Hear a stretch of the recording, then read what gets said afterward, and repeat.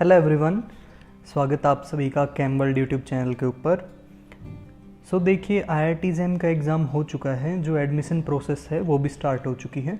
अगर किसी का अनफॉर्चुनेटली JAM का एग्ज़ाम अच्छा नहीं गया और वो एक ड्रॉप ईयर लेने की सोच रहा है, तो मेरा क्या सजेशन रहेगा, इसके बारे में ये वीडियो पूरी होने वाली है। मैं इसके अंदर डिफरेंट जो एस्पेक्ट हैं उन सबको कवर करने की कोशिश करूँगा। चलिए शुरू करते हैं। देखिए, दो टाइप के जो माइंडसेट हैं जनरली वो बच्चों के मिलेंगे आपको। कुछ बच्चे ऐसे हैं जो MSc करने के बाद प्लेसमेंट पाना चाहते हैं, चाहे वो किसी PSUs के अंदर हो या फिर टीचिंग करियर के अंदर वो आना चाहते हो।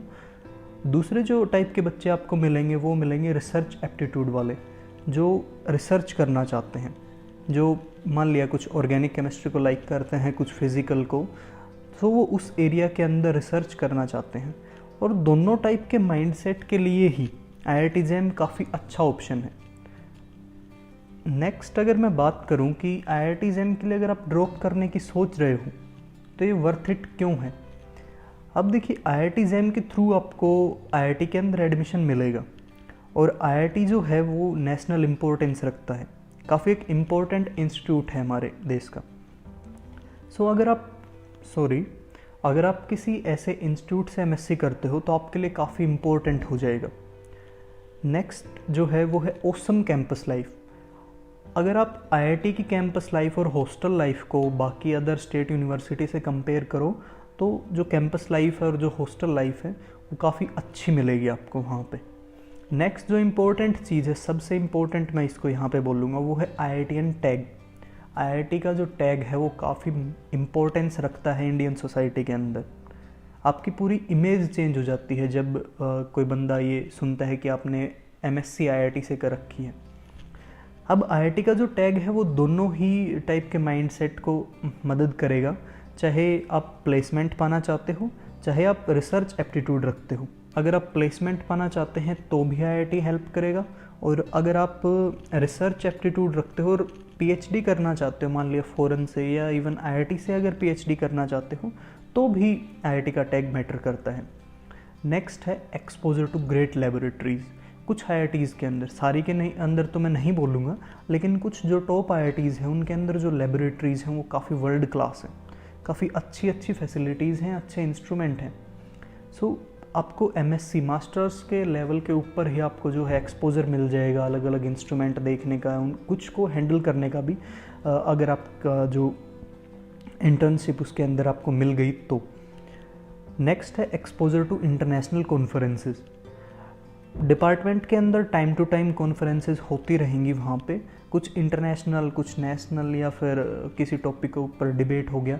ओवरऑल जो है आप कई टॉपिक्स के साथ कनेक्ट रहेंगे, आपको बहुत कुछ सीखने को मिलेगा, आप ओवरऑल जो है ग्रो करोगे एज ए पर्सन।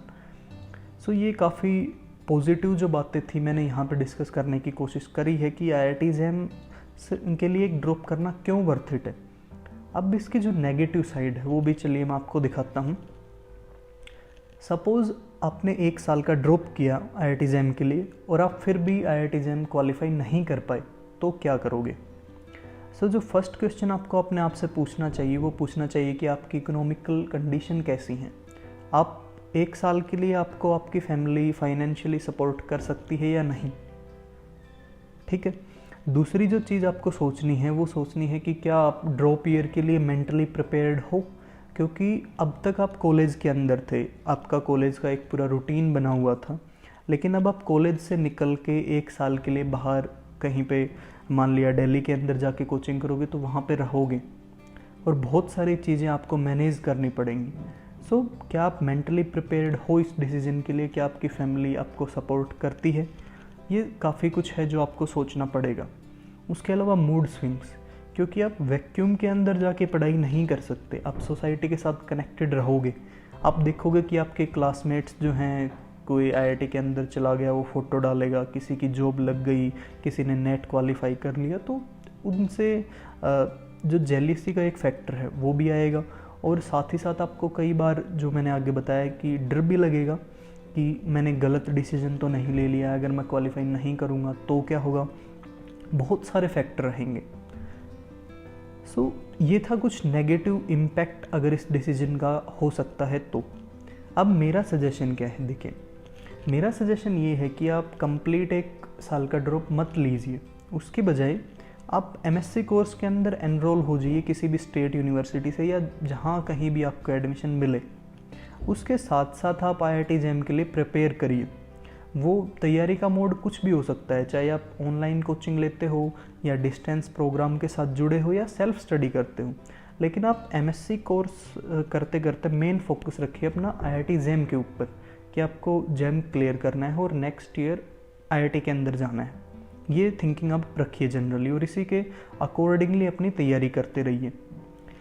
अगर मान लो इतना कुछ करने के बाद भी आपका आईआईटी जेईई उस साल भी क्वालिफाई नहीं हुआ अनफॉर्चुनेटली, तो इतना कुछ करने के बाद भी चलो अपना एक प्रीशियस जो साल था वो तो बच गया।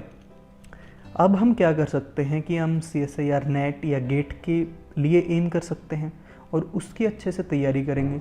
साथ ही साथ हमने जो सेल्फ स्टडी करी, जो वीडियोस वगैरह जहाँ कहीं से भी कोचिंग ली, उससे एक बेस तो हमारा बन गया। अब उस बेस के ऊपर हमको कुछ बिल्डिंग जो है वो बनानी है। सो हम जेईई के पीछे भागने की बजाय फिर से अब हम CSIR नेट और गेट की तैयारी कर सकते हैं, क्योंकि इनके थ्रू भी हम, अगर हमारा सपना ही है कि आईआईटी के अंदर जाना है, तो हम PhD कर सकते हैं। सो ये भी काफ़ी एक अच्छा ऑप्शन हो सकता है। सो ये था मेरा कुछ सजेशन, और जो डिफरेंट ऑप्शंस थे, जो डिफरेंट पैरामीटर्स थे या डिफरेंट एस्पेक्ट थे, वो मैंने यहाँ पे कवर करने की कोशिश करी है। अगर आपका कोई और अलग पॉइंट ऑफ व्यू है तो वो आप कमेंट के अंदर लिख सकते हैं। Now wish you best of luck for your future. आप जो भी डिसीजन लो, होपफुली उसका आपको कुछ अच्छा रिजल्ट मिले। Thank you.